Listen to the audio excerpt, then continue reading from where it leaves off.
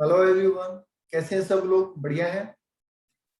चलिए, last class में हमने इनकम टैक्स आय कर के 18 एमसीक्यू पढ़ लिए थे। हर वीडियो में हम 10 से 12 एमसीक्यू ही पढ़ेंगे आने वाले में। ये जो एमसीक्यू क्वेश्चंस है इनकम टैक्स की, ये आपके जूनियर अकाउंटेंट के एग्जाम में, इनकम टैक्स के इंटरनल एग्जाम में और बाकी किसी भी एग्जाम में जहां पे सिलेबस में इनकम टैक्स को इंक्लूड किया गया है, वहां पे आपके काम आ सकते हैं। तो चलिए शुरू करते हैं। एक एक क्वेश्चन को आराम से समझिए, उसका लॉजिक समझिए और उसका आंसर समझिए। तो क्वेश्चन नंबर 19 कर रहे हैं। क्या कहा गया इस क्वेश्चन में, ध्यान से समझिए। एक कर्मचारी को अपने नियोक्ता, जो कि एक एकल व्यवसायी है, मतलब प्रोप्राइटरशिप पर्सन है, से कार्यालय तथा निजी उपयोग हेतु 1.8 लीटर क्षमता की मोटर कार की सुविधा दी गई। ठीक है। कार्यालय उपयोग के जितने खर्चे हुए और चालक का जो वेतन है वो नियोक्ता वहन करता है, मतलब नियोक्ता उसका भुगतान करता है।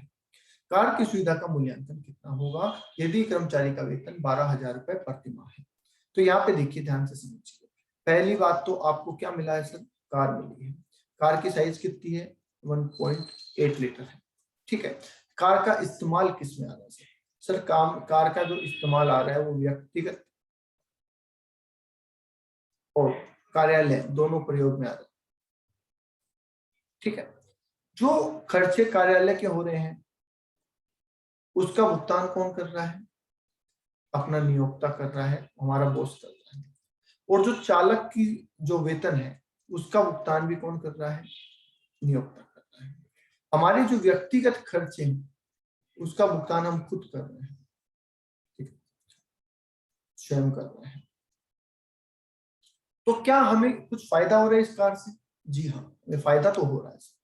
क्या क्या फायदा हो रहा है देखिए। एक तो हमें कार का फायदा हो रहा है, क्योंकि भैया खुद की कार होती तो पैसे इन्वेस्ट होते ना, हमारे डेप्रिसिएशन लगता। ठीक है, पर हमारी खुद की कार नहीं है, बॉस की कार का हम इस्तेमाल कर रहे हैं, तो एक तो हमें ये फायदा हो रहा है। दूसरा सर, हमें चालक का फायदा हो रहा है कि चालक की सैलरी जो है, चालक का वेतन जो है वो तो दे रहा है बॉस, पर हम इस्तेमाल तो हम भी ले रहे हैं उसको व्यक्तिगत रूप में। तो हमें इन दोनों का फायदा हो रहा है, कुछ कार का हो रहा है और कुछ चालक का हो रहा है। खर्चों का फायदा नहीं हो रहा, क्योंकि वो तो हम स्वयं दे रहे हैं, हम खुद दे रहे हैं। ठीक है। तो सर अब इस केस में इनकम टैक्स में जो रूल बनाया गया, जो नियम कायदे बनाए गए, उसमें क्या बोला गया कि ये तय करना मुश्किल है कि आप कितना उसको व्यक्तिगत इस्तेमाल में ले रहे हैं और कितना उसको कार्यालय के इस्तेमाल में ले रहे हैं।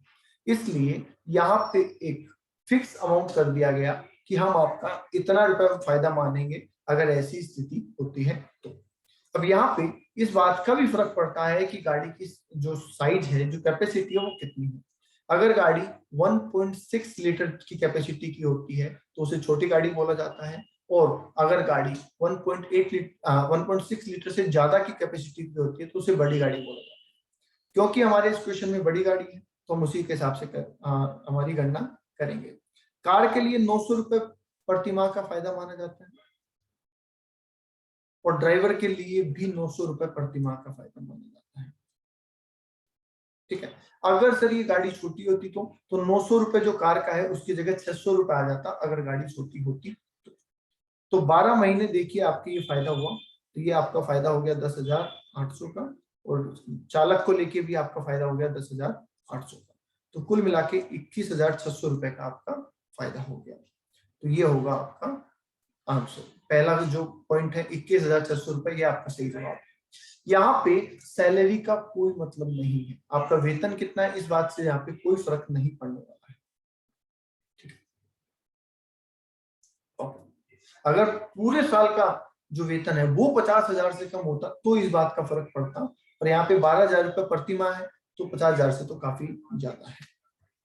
आगे देखिए, ये था हमारा क्वेश्चन नंबर 19। क्वेश्चन नंबर 20 की बात करते हैं। नियोक्ता कर्मचारी के अधिवार्षिकी कोष में अधिकतम कितना अंशदान कर सकता है? कर निर्धारण पर 2021 की बात चल रही है। तो देखिए, इसमें बताने वाला कुछ नहीं है, ये फिक्स है। और इसमें 1.5 लाख रुपए तक का योगदान किया जा सकता है, जो कि कर मुक्त होता है। ठीक है, 1.5 लाख तक का अंशदान किया जा सकता है। ठीक है, चलिए आगे आ जाइए sir, 21 number question. 21 number question कहते हैं कि सर प्रमाणिक कटौती की राशि कितनी है वित्तीय वर्ष 20-21 के लिए। तो देखिए गत वर्ष की हम बात करते हैं और गत वर्ष हमसे पूछा गया है 2020-21।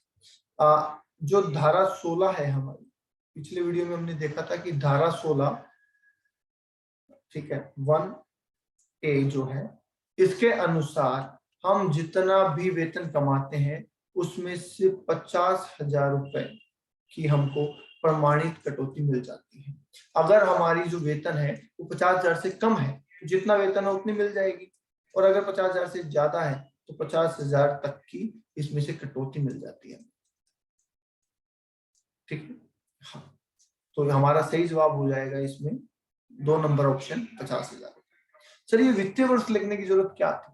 जरूरत थी क्योंकि इससे जो पहले का साल था उसमें ये कटौती 40,000 रुपए थी। तो अगर ये सवाल पुराना होता तो सही जवाब 40,000 रुपए होता, पर बाद में इसको चेंज किया गया तो इसलिए अभी जो फिलहाल है वो 50,000 रुपए सही जवाब। ठीक है, चलिए आगे आ जाइए। आगे क्वेश्चन नंबर 22, प्रश्न संख्या 22, मनोरंजन भत्ते कर मुक्त राशि है। देखिए इसके लिए भी मैंने आपको बताया था कि धारा जो है 16(2) के अंदर इसका जिक्र किया गया है और इसमें बोला गया है कि सिर्फ सरकारी कर्मचारी के लिए ही है, सिर्फ सरकारी कर्मचारी को ही मिलती है, गैर सरकारी कर्मचारी को ये कटौती नहीं मिलती है। ठीक है, कितनी मिलती है सर?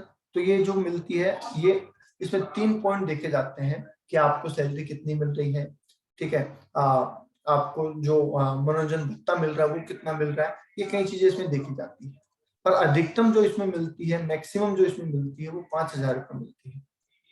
तो आपको ऑप्शन के हिसाब से देखना है कि आंसर क्या करना है। सरकारी कर्मचारी को 5,000, हाँ जी सही है। गैर सरकारी को नहीं मिलती, नहीं है, गैर सरकारी को मिलती नहीं है, ए और बी दोनों नहीं। तो हमारा सही जवाब हो जाएगा 1 नंबर ए हो जाएगा। 5,000 रुपए तक की मिलती है, वो भी सिर्फ सरकारी कर्मचारी, गैर सरकारी को बिल्कुल नहीं मिलती है। ओके, तो ये हो गया हमारा प्रश्न संख्या 22। आगे आ जाइए 23 number question. Sir 23 number question क्या कहता है? ग्रेच्युटी भुगतान अधिनियम 1972 के अंतर्गत नए आने वाले कर्मचारियों की दशा में अधिकतम ग्रेच्युटी की कर मुक्त राशि क्या है? देखिए ये पहले अलग अलग हुआ करती थी पर अभी तो ये एक ही है। मतलब ये कि ग्रेच्युटी अधिनियम जो बना हुआ है, अगर आप इसमें आते हैं, मतलब इसमें शामिल है, और अगर नहीं है, ठीक है, तो दोनों ही केस में जो अधिकतम अमाउंट है वो 20 लाख रुपए है। जो अधिकतम कर मुक्त अमाउंट जो है, जो राशि है, वो 20 लाख रुपए है दोनों ही केस में। पहले क्या होता था कि यहाँ तो 20 लाख थी, यहाँ 10 लाख थी, ठीक है, उससे पहले दोनों में 10-10 लाख, पहले दोनों में 10-10 लाख थी, ठीक है, 10-10, फिर इसमें 20 कर दी गई, इसमें 10 छोड़ दी गई, फिर बाद में दोनों में 20-20 कर दी गई। तो फिलहाल दोनों में 20-20 लाख रुपए ही अधिकतम कर मुक्त राशि। तो हमारा सही जवाब हो जाएगा ए, 20 लाख रुपए। ठीक, ओके, आगे आइए क्वेश्चन नंबर 24 के ऊपर। क्या कह रहे हैं क्वेश्चन नंबर 24 में? देखिए ये कह रहे हैं सर ग्रेच्युटी भुगतान अधिनियम 1972 के अंतर्गत कर मुक्त ग्रेच्युटी की अधिकतम सीमा क्या है? देखिए सेम वही क्वेश्चन है, एक बार पूछ लिया नहीं होने पे, एक बार पूछ लिया होने पे, तो जवाब सेम ही रहेगा हमारा 20 लाख रुपए। दोनों में ही सेम जवाब रहेगा 20 लाख। ठीक है, तो ये हमारा 24 नंबर का जवाब भी सेम रहेगा। आगे आइए 25 नंबर की बात करते हैं। तो क्वेश्चन नंबर 25, एक निजी कर्मचारी की दशा में मनोरंजन भत्ते में अधिकतम कटौती की राशि क्या है? अभी थोड़ी देर पहले देखिए हमने पढ़ा है कि निजी कर्मचारी को तो मनोरंजन भत्ते में कोई कटौती मिलती नहीं है। ये देखिए सिर्फ सरकारी को मिलती है, गैर सरकारी को तो मिलती नहीं है। तो यहाँ पे बोला है कि गैर सरकारी कर्मचारी या निजी कर्मचारी को मनोरंजन भत्ते के संबंध में कटौती की राशि क्या है? 0 है, मिलती ही नहीं है, तो क्या है? जीरो। तो इसका जवाब क्या हो जाएगा कि जीरो अमाउंट है, कोई कटौती नहीं। ठीक है जी, समझ गए? शून्य है, सिर्फ सरकारी कर्मचारी। ठीक है, आगे आ जाइए। 26 नंबर क्वेश्चन क्या कह रहा है ये भी सुनिए। 26 नंबर क्वेश्चन कह रहा है सर, एक कर्मचारी को घर से कार्यालय आने जाने के लिए परिवहन भत्ता मिलता है। क्या मिलता है? परिवहन भत्ता। यह भत्ता कितनी राशि तक कर मुक्त है? तो पहले मैं इसको आपको बता देता हूँ कि इससे संबंधित क्या कानून है। परिवहन भत्ता जो मिलता है, इसमें यह बोला गया कि अगर आप एक सामान्य व्यक्ति हैं तो यह आपके लिए पूर्णतया कर योग्य है। ठीक, अगर एक सामान्य पर्सन है आप, तो ये आपके लिए पूर्णतया कर योग्य है। और अगर कोई दिव्यांग है,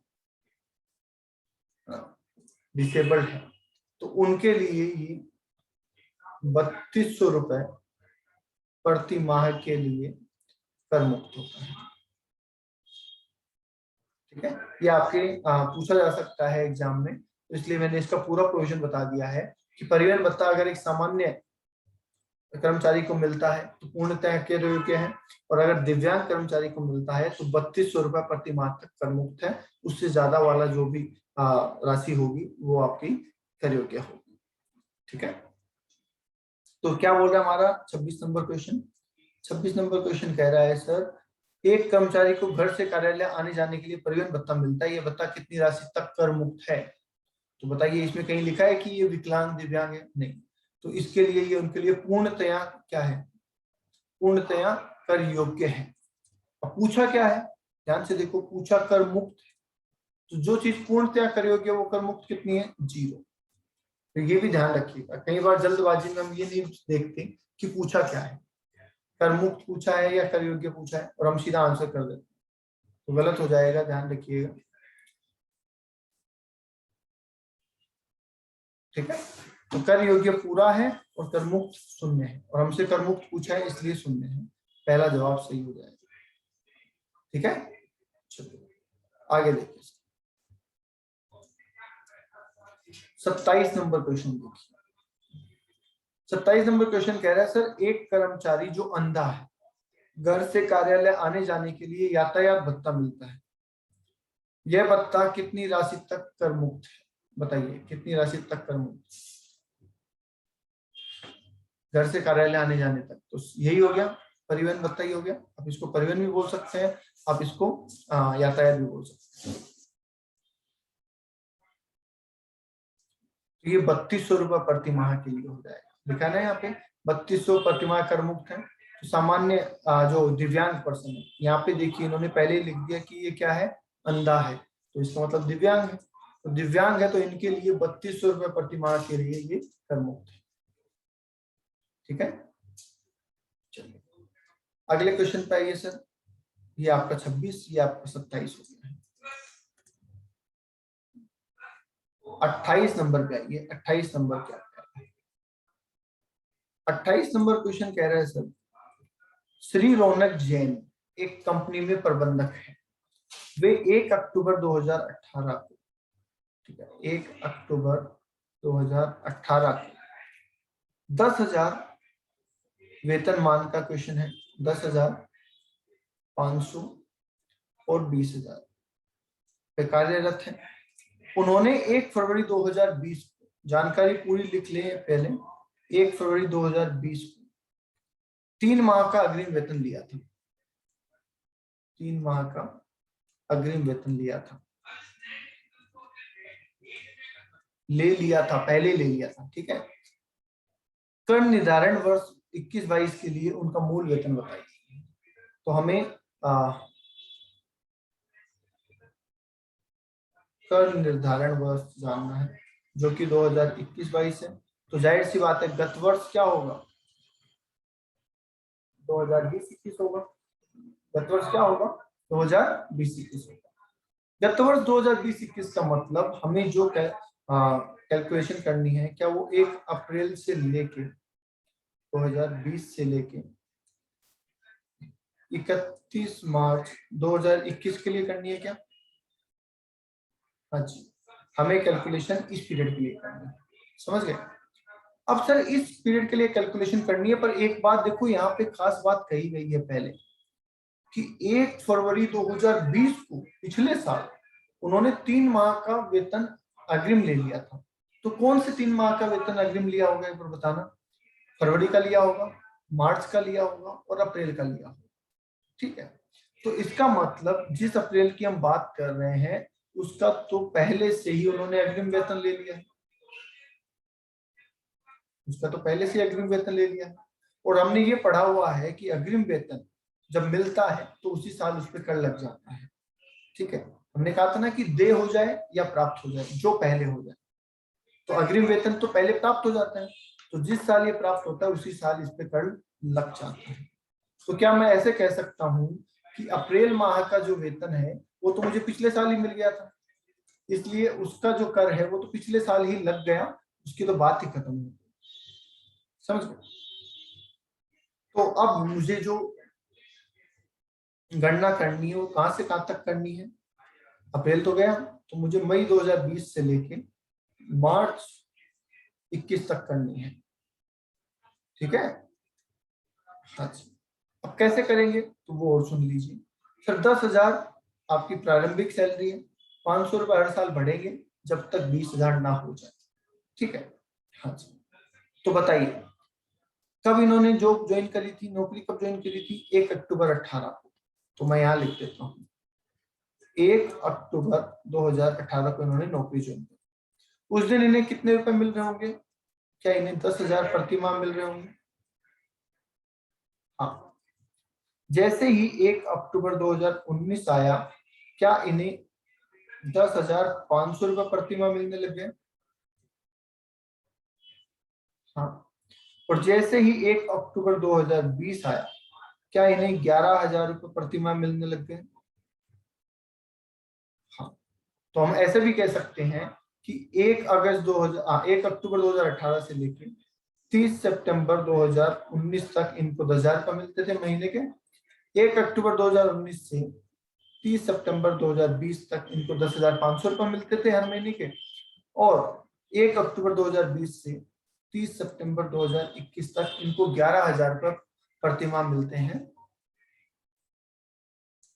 ठीक है? ओके। अब हमें जो गणना करनी है सर, वो वैसे तो हमें अप्रैल 20 से 21 की करनी है, हमारा गत वर्ष ये है, पर क्योंकि अप्रैल माह का तो पहले से ही टैक्सेशन हो चुका है, तो अभी हमें मई से सैलरी चाहिए, मई से वेतन निकालना है मार्च तक। तो देखिए मई कौन से हिस्से में आ रहा है? क्या इसमें आ रहा है मई? यस, हाँ जी, इसमें आ रहा है। तो इसका मतलब इसको 10,500 मिले, मई में मिले, जून में मिले, जुलाई में मिले, अगस्त में मिले, सितंबर में मिले, ठीक? 5 महीने मिले। तो 5 महीने तक तो इनको ये मिला, अप्रैल, मई, सॉरी, हाँ जी, मई, जून, जुलाई, अगस्त, सितंबर, 5 महीने तक तो इनको ये मिला। 5 महीने के बाद इनको मिलना स्टार्ट हो गया 11,000, जो कि इनको कब कब मिला? अक्टूबर, नवंबर, दिसंबर, जनवरी, फरवरी, मार्च, 6 महीने मिला। तो टोटल इनका 11 महीने का ही वेतन हम अभी कर योग्य कर रहे हैं, क्योंकि 1 महीने का वेतन जो है वो पिछले साल इन्होंने एडवांस ले लिया था और उसी साल उस पर टैक्स लग गया था। तो ये देखिए कितना होता है, 52,500 और 66,000, ये हो जाएगा आपका 0,05,8,11, 1,18,500, ये आपका जवाब हो जाएगा। तो ये हो गया पहला आंसर, 1,18,500, ये आपका पहला जवाब, ठीक है जी? आइए क्वेश्चन नंबर 29 क्या कह रहा है? ये पे स्केल को आप आराम से समझ लेना, ये बहुत इंपॉर्टेंट चीज। 1 दिसंबर 2017 को, देखिए फिर से ऐसा ही क्वेश्चन आ गया। दिनेश ने 1 दिसंबर 2017 को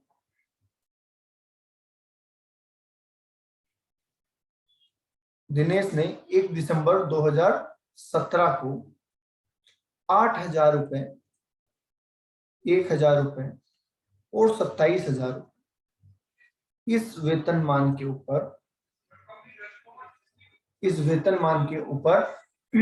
काम शुरू किया था। वेतन मतलब अपनी नौकरी शुरू की थी।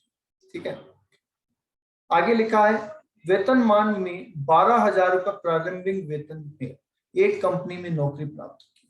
इनका वेतनमान ऐसा था कि 8,000 रुपये प्रारंभिक सैलरी होगी, 1,000 रुपये की वार्षिक वृद्धि होगी और 27,000 रुपये तक ऐसा चलता रहेगा। पर इनको कुछ वृद्धि शुरू में ही दे दी गई। इनको कुछ वृद्धि क्या करी गई, शुरू में ही दे दी गई और 12,000 से इनकी शुरुआत की गई।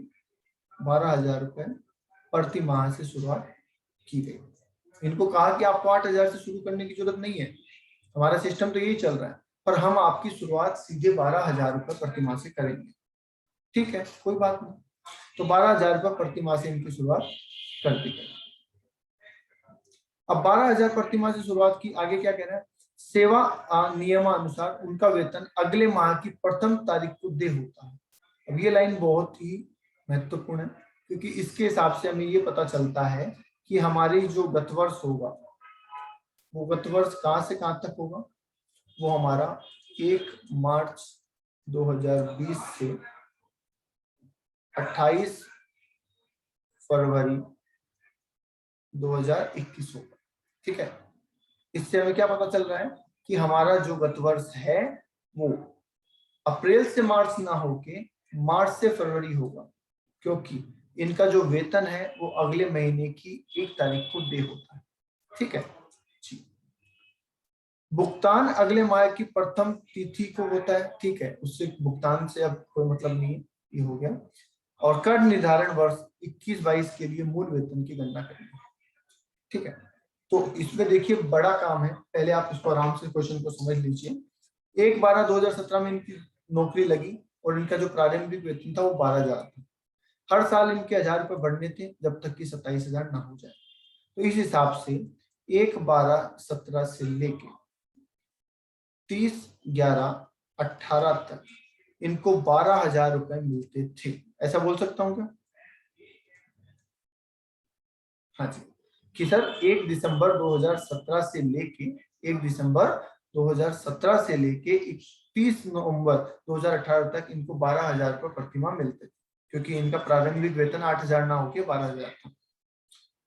1 दिसंबर 2018 से लेके 30 नवंबर 2019 तक इनका वेतन 13,000 रुपये प्रति माह था। ठीक है, और 1 दिसंबर 2019 से लेकर 30 नवंबर 2020 तक इनका वेतन 14,000 रुपये प्रति माह था। और 1 दिसंबर 2020 से लेकर 30 नवंबर 2021 तक इनका वेतन 15,000 रुपये प्रति माह था। ठीक है, हाँ जी। अब आपको क्या करना है, आपने पूरी तैयारी कर ली है, आपको इस पूरे श्रृंखला में से, ये इसको बोलते हैं श्रृंखला, इस पूरी श्रृंखला में से आपको चुनना है कि आपको जो पीरियड चाहिए, आपको जो अवधि चाहिए, उसमें हमें क्या मिल रहा था, उसमें मिस्टर दिनेश को क्या मिल रहा था। तो मिस्टर दिनेश को क्या मिल रहा था मार्च 20 के अंदर, देखिए यहाँ पे कहाँ पे आता है मार्च 20, क्या मार्च 20 यहाँ पे कवर हो रहा है इसके अंदर जी। तो इसका मतलब उन्हें 14,000 रुपये मिल रहे थे मार्च में, अप्रैल में, मई में, जून, जुलाई, अगस्त में, सितंबर, अक्टूबर और नवंबर में। इसका मतलब 9 महीने तक उनको 14,000 रुपये मिल रहे थे। ठीक है, फिर दिसंबर जैसे ही आया उनको 15,000 रुपये मिलना स्टार्ट हो गया। तो दिसंबर में 15,000, जनवरी में 15,000 और फरवरी में 15,000, 3 महीने। तो इस हिसाब से ये पूरे 12 महीने का हिसाब हो गया। समझ पा रहे हैं? दोबारा रिपीट कर देता हूं मैं। 21-22 कर निर्धारण वर्ष, तो गत वर्ष हो गया 20-21।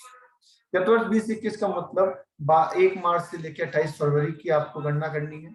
1 मार्च 2020 को इन्हें 14,000 रुपये मिल रहे थे और उस हिसाब से 9 महीने तक तो 14,000 ही मिलते थे। 9 महीने के बाद इनको 15,000 मिलना स्टार्ट हुआ, जो कि 3 महीने मिला। तो देखिए कितना हो गया टोटल, 90,000, 36, 1,26,000, 0,001, 1,71,000 रुपए इनका टोटल वेतन होता है। हमें मूल वेतन पूछा है तो इसलिए हम 1,71,000 रुपए बताएंगे। अच्छा, कर योग्य वेतन पूछा होता तो हम इसमें से जो कटौती होती है, प्रमाणित कटौती, वो देने के बाद बताते। ये बात ध्यान रखिए, ठीक है। पर हमें इससे पूछा है मूल वेतन, तो मूल वेतन 1,71,000 रुपए, ठीक है। चलो, आज का आखिरी क्वेश्चन 30, क्वेश्चन नंबर 30, ठीक है। डेली अपन 10 से 15 क्वेश्चन ही करेंगे। क्या कह रहे हैं सर 30 नंबर क्वेश्चन पे, सुनिए। पल्लवी 1995 में एक निजी कंपनी में नियुक्त हुई, ठीक। गत वर्ष में उसने प्रतिमाह मूल वेतन 12,500 रुपए व 400 रुपए मनोरंजन भत्ता मिला। कर निर्धारण वर्ष 2021-22 में कर योग्य, अब देखिए यहाँ पे क्या शब्द का इस्तेमाल किया गया है, कर योग्य वेतन, टैक्सेबल सैलरी पूछी गई है, टोटल नहीं, टैक्सेबल पूछा है। तो सर इसका मतलब क्या है, तो देखिए इसको मिल रहा है सर मूल वेतन, कितना मिल रहा है सर, 12,500 रुपए 12 महीने का।